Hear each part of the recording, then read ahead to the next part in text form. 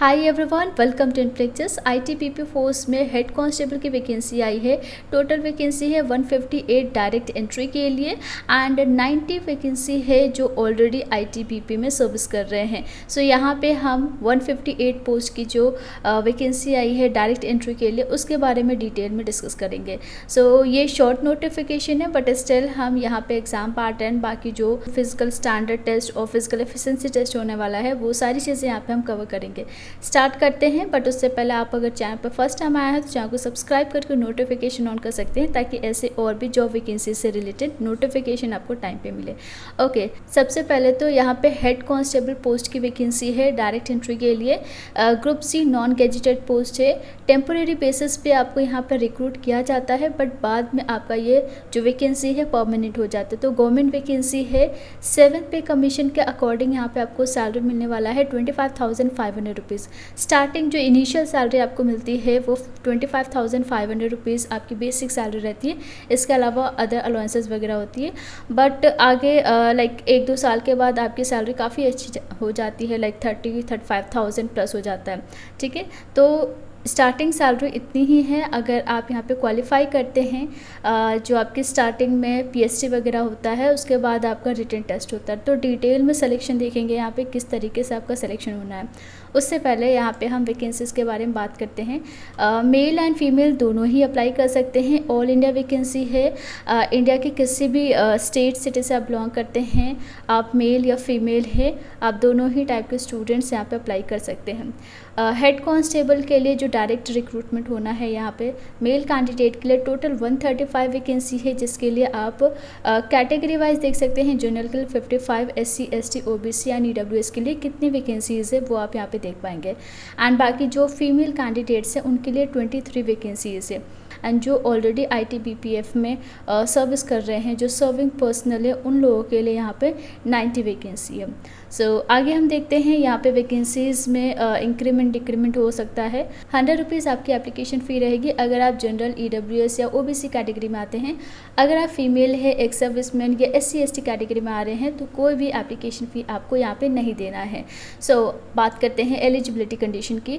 Head constable direct entry के लिए minimum 18 years and maximum 25 years आपकी एज लिमिट रहेगी। बाकी SC ST OBC ex serviceman के लिए एज रिलैक्सेशन मिल जाता है। SC ST के लिए लाइक 5 ईयर्स एंड OBC के लिए 3 ईयर्स। एंड यहाँ पे कट ऑफ डेट दी गई है 1 जनवरी 2022। मतलब ये कि इस डेट के अकॉर्डिंग आपको देखना होता है कि 18 से आपका एज कम ना हो और 25 ईयर्स से ज़्यादा ना हो। एंड 2 जनवरी 1997 ये जो डेट देख रहे हैं इससे पहले आपकी डेट ऑफ बर्थ नहीं होनी चाहिए, अदरवाइज़ आप यहाँ पे अप्लाई नहीं कर सकते हैं।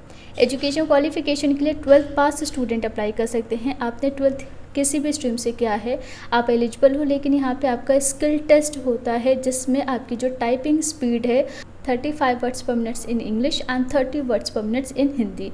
तो जिस भी लैंग्वेज में आपको टाइपिंग आती है उसकी जो स्पीड है वो यहाँ पे मेंशन की गई है। तो किसी भी एक लैंग्वेज में आपको यहाँ पे टाइपिंग करनी होगी कंप्यूटर पे। बाकी जो LDCE के लिए अप्लाई करना चाहते हैं, मतलब जो ऑलरेडी ITBP में सर्विस कर रहे हैं, उनके लिए मैक्सिमम एज लिमिट रहेगी 35 years. And cut off date same है, 2 जनवरी 1987 से पहले डेट ऑफ बर्थ नहीं होनी चाहिए। Education qualification and skill test norm same रहेगा। ऑनलाइन मोड में आपको अप्लाई करना है इसके ऑफिशियल साइट पे जाके। ऑफलाइन एप्लीकेशन प्रोसेस यहाँ पे नहीं है। एंड इसके अलावा जो अलाउंसेस वगैरह दी जाएगी, जो भी आपका पे रहेगा, उन सभी के लिए डिटेल नोटिफिकेशन आएगा, जिसके लिए आप चाहो तो हमारे टेलीग्राम ग्रुप को ज्वाइन कर सकते हैं, जिसका लिंक डिस्क्रिप्शन बॉक्स में है, क्योंकि वहाँ पे मैं आपको सारे जितने भी लेटेस्ट नोटिफिकेशंस वगैरह रहता है वो मैं आपको शेयर करती हूँ। तो यहाँ पे और अगर आगे हम डिस्कस करें इसके लिए जो सिलेक्शन प्रोसेस रहेगा वो क्या रहने वाला है। सो बेसिकली सबसे पहले आपका PET होगा, that is physical efficiency test. अब इस टेस्ट में क्या होता है, आपकी रनिंग होगी, लॉन्ग जंप, जो भी फिजिकल एफिशिएंसी टेस्ट होता है ये सबसे पहले आपको देना होता है। अगर आप इसे क्वालिफाई करते हैं उसके बाद आपका फिजिकल स्टैंडर्ड टेस्ट होता है। सो PET में क्या पूछा जाता है, क्या टेस्ट होता है वो मैं आपको बता देती हूँ। सबसे पहले आपकी रनिंग होती है 1600 मीटर्स की मेल कैंडिडेट के लिए, साढ़े 7 मिनट आपको मिलता है 1600 मीटर रन करने के लिए। एंड फीमेल के लिए 300 मीटर्स होता है 4 मिनट 45 सेकेंड में आपको रन करना होता है। इसके बाद आपका हाई जंप होता है 3.5 फीट का, फीमेल के लिए 3 फीट का ही हाई जंप होता है। उसके बाद long jump 11 feet and 9 feet का होता है, ठीक है। एंड देन आपका जो पीएसटी है फिजिकल स्टैंडर्ड टेस्ट, इसमें आपका हाइट, चेस्ट, ये सारी चीज़ें होती है। तो बॉयज़ के लिए यहाँ पे 165 सेंटीमीटर, जनरल के लिए मैं आपको बता दे रही हूँ हाइट। बाकी जो SC ST फीमेल कैंडिडेट्स है उन लोगों के लिए यहाँ पे हाइट थोड़ा कम रहता है। चेस्ट सिर्फ मेल कैंडिडेट के लिए होता है, तो 77 to 82 सेंटीमीटर आपका चेस्ट क्राइटेरिया है। पीईटी एंड पीएसटी क्वालिफाई करने के बाद आपको रिटन टेस्ट के लिए अपीयर होना होता है, और यहाँ पे कट ऑफ बहुत कम जाता है क्योंकि ऑलरेडी सबसे पहले आपका running and physical standard test qualify करने के बाद जो स्टूडेंट बचते हैं, जो सेलेक्ट होते हैं, वही रिटन टेस्ट के लिए अपीयर हो पाते हैं। और रिटन टेस्ट का जो कट ऑफ जाता है, जो उसके मार्क्स होते हैं, वो इम्पॉर्टेंट है यहाँ पे रिक्रूटमेंट के लिए। तो रिटन टेस्ट क्वालिफाई करने के बाद आपका स्किल टेस्ट होता है, यानी कि टाइपिंग का टेस्ट होगा, एंड देन डॉक्यूमेंट की वेरिफिकेशन होगी, उसके बाद आपका मेडिकल एग्जामिनेशन होगा। तो वो सिंपल होता है आपका, ठीक है। मोस्टली स्टूडेंट क्वालिफाई कर जाते हैं। तो इसकी जो एप्लीकेशन है वो आप यहाँ पे देख सकते हैं, 8 जून से आपकी एप्लीकेशन स्टार्ट होगी, लास्ट डेट होगी 7 जुलाई 2022।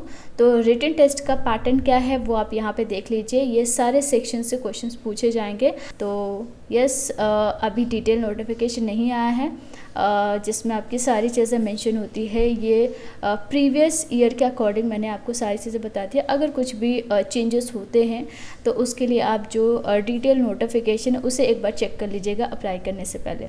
तो बस आज के लिए इतना ही। कोई भी डाउट है आप कमेंट कर सकते हैं।